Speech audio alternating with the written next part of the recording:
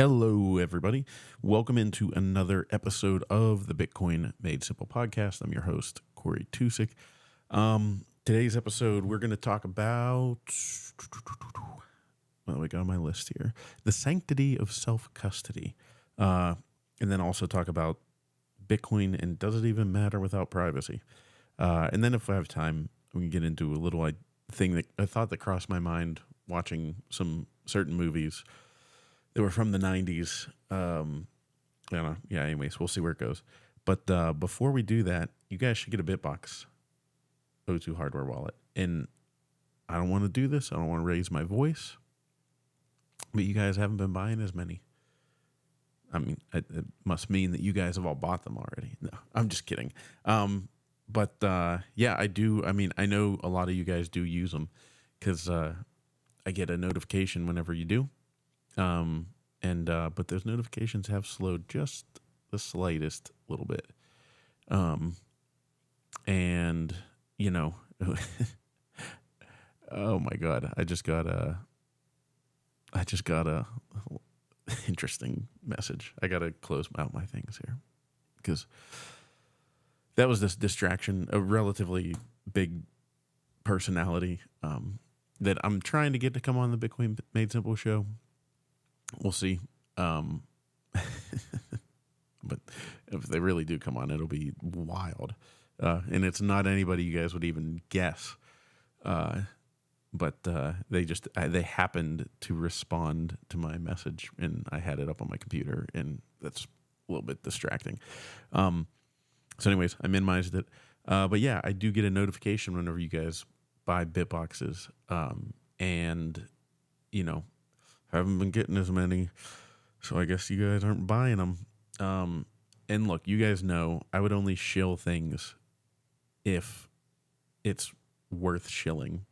And shilling self-custody is really important. So, and I'll get into that more. But then also, you know, I want to thank Barefoot Mining. Barefoot Mining is looking for like-minded individuals that want to invest in Bitcoin mining opportunities that cover natural gas, water, hydroelectric. You could do on-grid mining. You can do all kinds of different opportunities. They're looking for people that have, if you have energy, bring it to them. If you have energy, talk to me. I will get it set up with them. If you want to invest in Bitcoin mining, it's really not that difficult. And it's also not as expensive as you think it is. So go to www.barefootmining.com and check out more. Follow them at Barefoot Mining on X/Twitter. But to get to the self-custody end of things, I just wrote down. So follow me here. This is where my thought process went. I'm noticing that, there we go. It was under. Here's the Bitbox. First of all, this is the orange edition. They're actually going to make another version of the orange edition. I don't think they liked the tint of orange, but the regular version is just a black version of this. But here's the sweetest thing about it. It is a thumb drive that's literally the size of your thumb. It's smaller than a thumb drive in most cases. See that little screen right there? It's all right there. And you touch the top and you touch the bottom. And that is how you use it to enter in, your password, to get in, unlock your keys, everything. So the reason I decided to go with the first topic being the sanctity of self-custody is because to be honest, it did cross my mind. I'm like, there's not as many notifications of people purchasing Bitboxes. That, doesn't, I get it. I mean, I'm not saying spend money that you don't have, but, it's just, I noticed that. And then as I started thinking about it, I was like, well, I really hope that means that every listener, the millions of you, not millions, but we're getting there. Maybe that means every listener has a Bitbox already. or some kind of self-custody storage. Unfortunately, I know that is not the case. I know that most people do not custody their own keys. And that's unfortunate, because you should custody your own keys. And I've been going to a couple of meetups and talking to people and learning that indeed they do not custody their own Bitcoin. And here's the thing, I'll admit it to you guys. I've admitted it to other people. It was way, way late in the game for me to actually take self-custody for the first time. Let me see. I forget.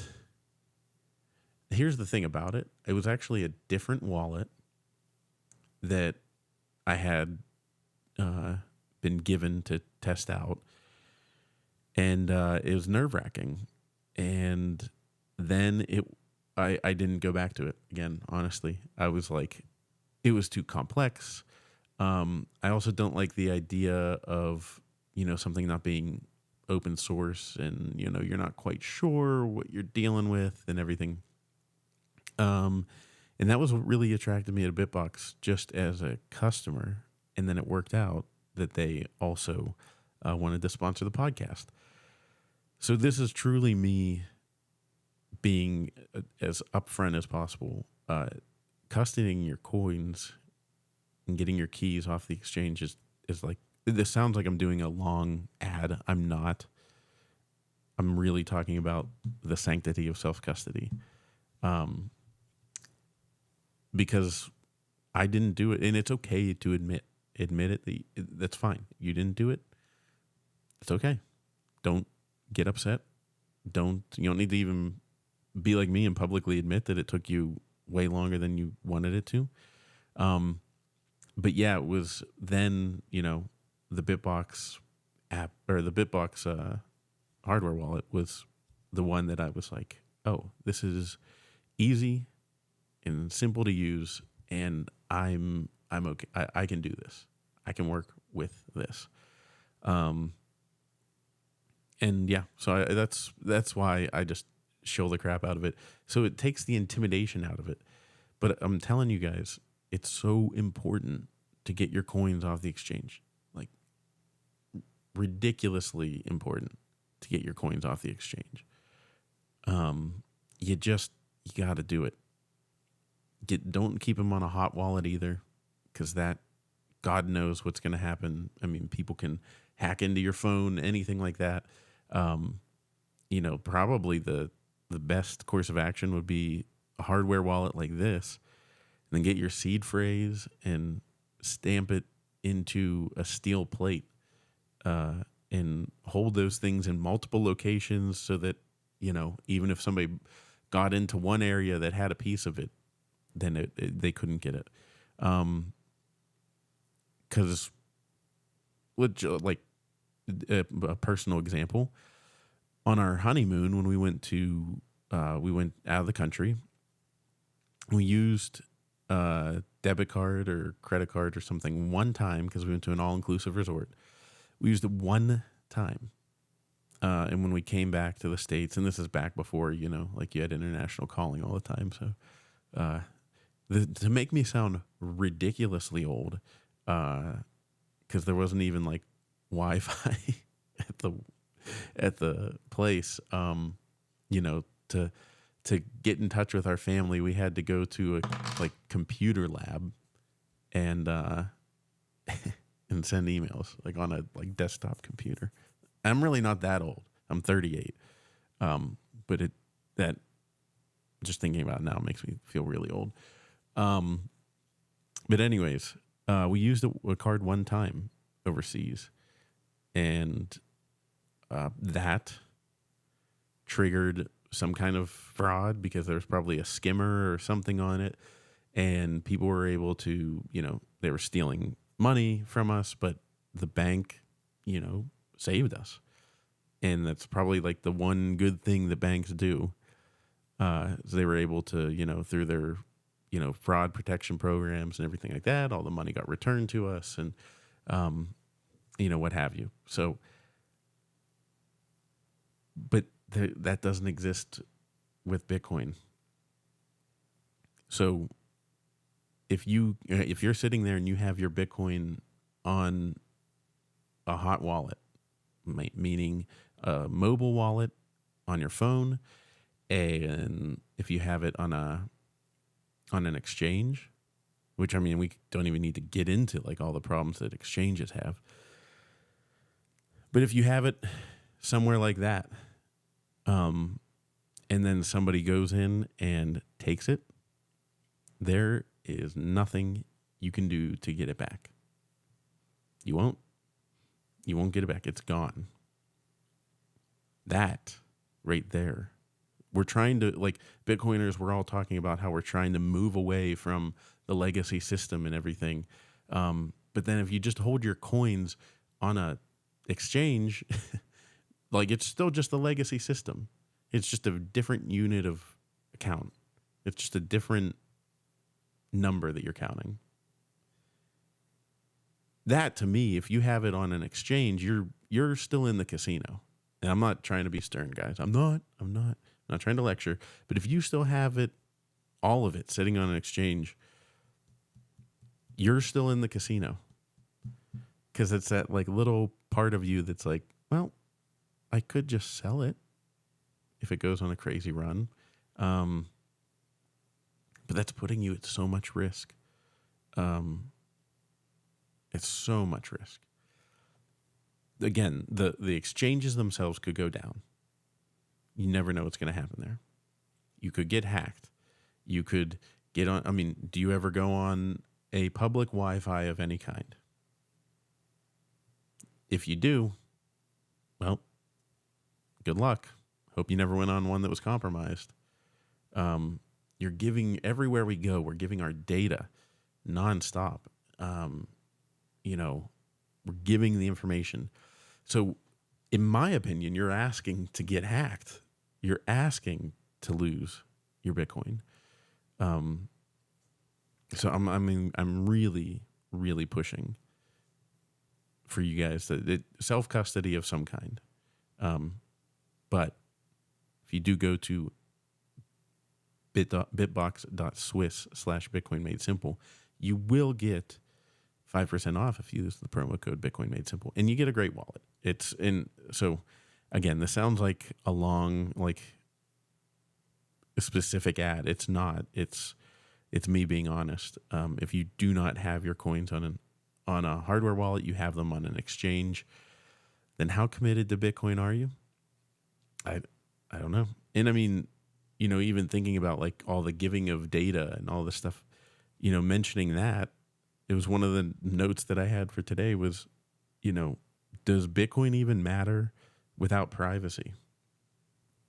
Does it? What if you're not advocating for the privacy and you're not self-custodying your Bitcoin, then what are you in Bitcoin for? Sure, it's got, a fixed unit, fixed number of, fixed supply. It's never going over 21 million, blah, blah, blah. We know all that stuff. But if you're not advocating for the privacy, and if you're not advocating for self-custody or practicing either of those things, then you're not in it for the right reason. You're in it for number go up. Sorry, hate to say that. You're in it for number go up if that's your angle. So you need the self-custody, and you need to be mindful of your privacy. It's just, we've kind of lost the plot a little bit here on Bitcoin.